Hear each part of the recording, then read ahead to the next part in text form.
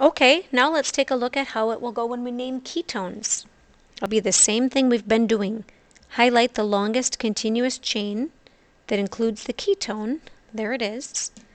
Number from the end closest to the ketone. And identify if you have anything branching off. We do, right here, methyl on carbon 3. 4 carbons is bute. The ending for ketones looks like this. It's not butanol, it's not butanal, it's butanone for ketone. Where is the ketone, the C double bond O? It's on carbon 2. You number where the carbon double bond O is. It's on carbon 2, and there's a methyl on carbon 3. Looking like that. We just finished naming aldehydes and noticed that aldehydes are always at the end of a chain. Ketones are never at the end. The double bond to carbon and oxygen is never at the end. If it were, it would be an aldehyde. So this compound looks like this. Let's see a few more examples.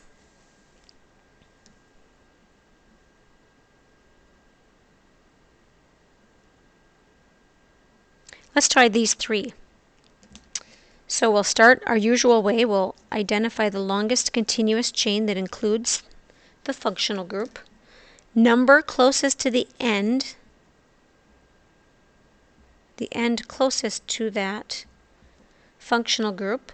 That looks like this. Carbon 1, carbon 2, carbon 3, carbon 4, carbon 5, carbon 6, and carbon 7. We have a methyl group attached at carbon 4. 7 is heptanone. Where is the carbon double bond O? It's on carbon 3 and a methyl group on carbon 4. 4-methyl, 3-heptanone. 4-methyl-3-heptanone. How about this next one? This next one is a little bit trickier because they've used condensed notation. Notice this condensed notation. It doesn't show the bonding so clearly as up here. We've got these parentheses that indicates condensed notation. I think the best thing to do when you see that happening is to draw out what the bonding looks like so that you can see. Let's do that. I can see that this carbon right here, I know that carbon always has 4 bonds. This carbon right here must be making 1 bond to this carbon, and it has 3 more bonds. What are those other 3 bonds? It looks like here, it's 3 methyl groups. You know that this is a methyl group, and there are 3 of them. So that would look like this. I think I'll write it right over here.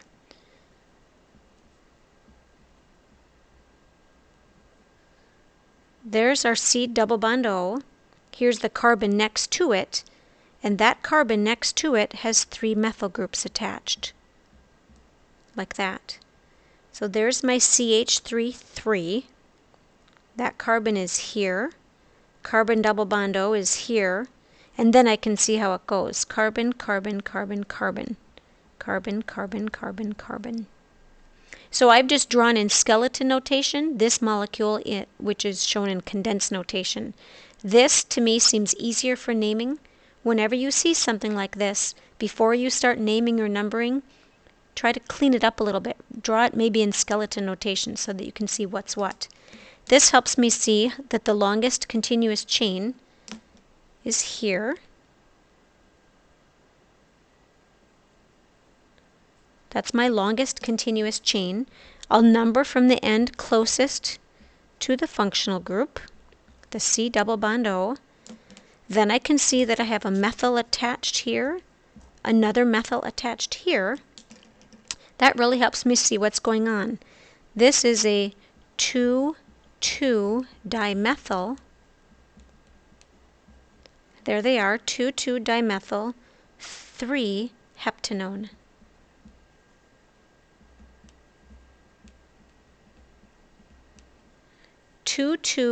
Dimethyl 3-heptanone.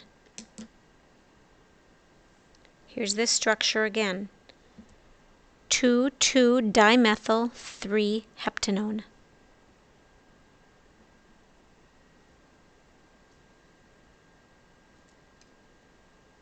Let's do these next two examples. We can see right away that it's a cyclo. How many carbons are there? 1, 2, 3, 4. That's 4.